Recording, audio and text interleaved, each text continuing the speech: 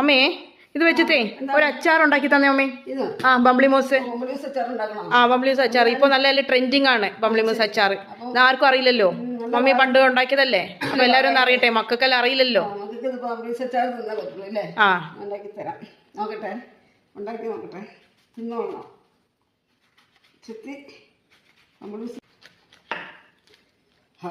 നന്നായി പാത്രത്തിൽ വെച്ചു. ഇനി അതിനുള്ള ചേരുവകൾ അത് അരിഞ്ഞു വെച്ചു.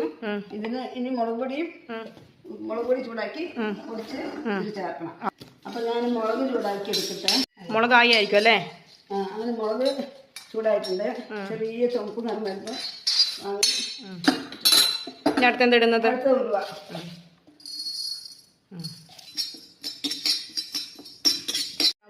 ഇട്ടു. ഇനി നമുക്ക് കുറച്ച് കടുക് വേണം. കുറച്ച് കടുകോടെ ചൂടാക്കി നമ്മുടെ കടുക് റെഡിയായി. അതുകൊണ്ട് ഇതിൻ്റെ കൂടെ ചേർത്തിട്ട് പൊടിച്ചെടുക്കണം. ഇതിൻ്റെ അകത്ത് എണ്ണ ചെടിച്ചട്ടിയിൽ എണ്ണ ഒഴിച്ചിട്ട് നമുക്ക് നല്ല എണ്ണയല്ലേ? എണ്ണ ഒഴിച്ചിട്ട് നല്ലെണ്ണ ഒഴിച്ചിട്ട് ചട്ടി ചൂടാക്കി കഴിയുമ്പോൾ നമുക്ക് അതിൽ കടുക് ചേർക്കണം.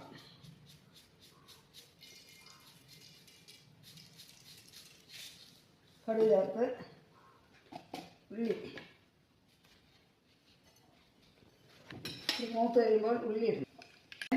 ഈ ബാക്കി സാധനങ്ങൾ ഇത് ചേർക്കാൻ വേണം. വെളുത്തുള്ളി, ഇഞ്ചി, പച്ചമുളക്, കരിവേപ്പില ഇത് ഇളക്കാൻ പോവുകയാണ്.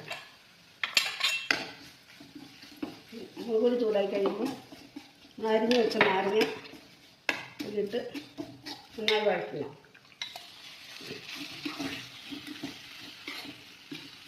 പക്ഷെ ചോർക്കാതെ ചേർക്കണം. സാറിന് ഉപ്പും എന്തെങ്കിലും ചേരാനുണ്ടെന്ന് നോക്കട്ടെ.